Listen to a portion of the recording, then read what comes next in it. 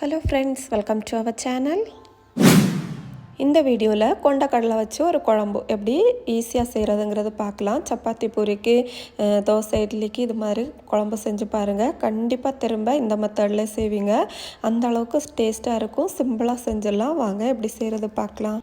இது செய்கிறதுக்கு கடலை ஊற வச்சு வச்சுருக்கேன். இது நைட்டு ஃபுல்லாக ஊற வச்சு காலையில் இதை குக்கரில் சேர்த்து கடலை மூழ்கிற அளவுக்கு தண்ணி சேர்த்து கொஞ்சமாக உப்பு சேர்த்து இதை நல்லா வேக வச்சு எடுத்துக்கலாம். ஒரு 4லேருந்து 5 விசில் வச்சு எடுத்துக்கோங்க. நல்லா வேகணும்.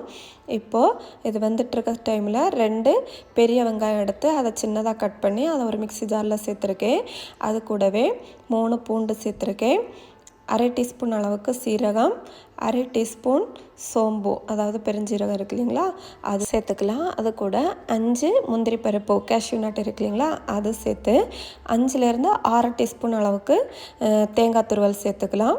அதுக்கப்புறமா ஒரு பெரிய தக்காளி எடுத்திருக்கேன், அதுவும் கட் பண்ணி சேர்த்து இப்போ நம்ம வேக வச்ச கொண்டக்கடலை நல்லாவே வந்துருச்சு.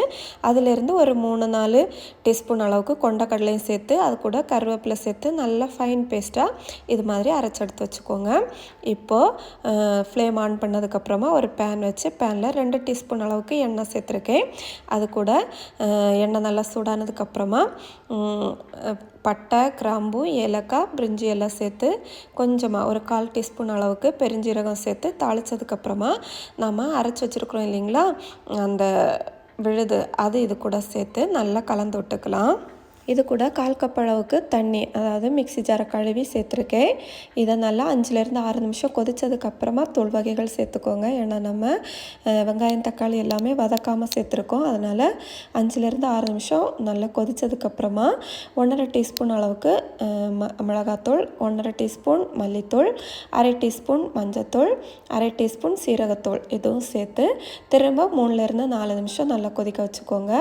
எல்லா பச்சை வாசனையும் போனதுக்கப்புறமா நாம் வேக வச்சு வச்சுருக்கிற அந்த கொண்டக்கடலை இருக்கு இல்லைங்களா, அதை இது கூட சேர்த்துக்கலாம்.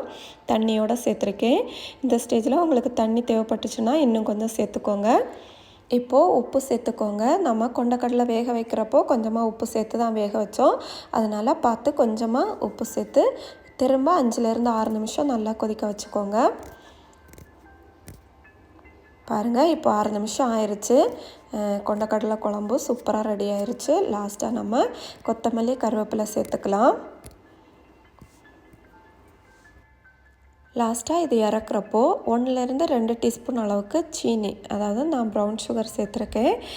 நீங்கள் வெள்ளை சக்கரை கூட சேர்த்துக்கலாம். இது சேர்த்திங்க அப்படின்னா ரெஸ்டாரண்ட்டில் நம்ம சாப்பிடுவோம் இல்லைங்களா, அந்த டேஸ்ட்டில் உங்களுக்கு கொண்டக்கடலை குழம்பு சூப்பராக இருக்கும்.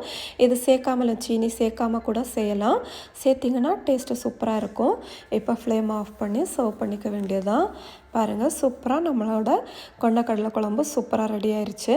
ஒரு டைம் இந்த மெத்தடில் ட்ரை பண்ணி பார்த்து எப்படி வந்துச்சு அப்படின்னு ஃபீட்பேக் சொல்லுங்கள். இந்த வீடியோ உங்களுக்கு யூஸ்ஃபுல்லாக இருந்துச்சு அப்படின்னா நம்ம சேனலை மறக்காமல் சப்ஸ்கிரைப் பண்ணிக்கோங்க. தேங்க்ஸ் ஃபார் வாட்சிங்.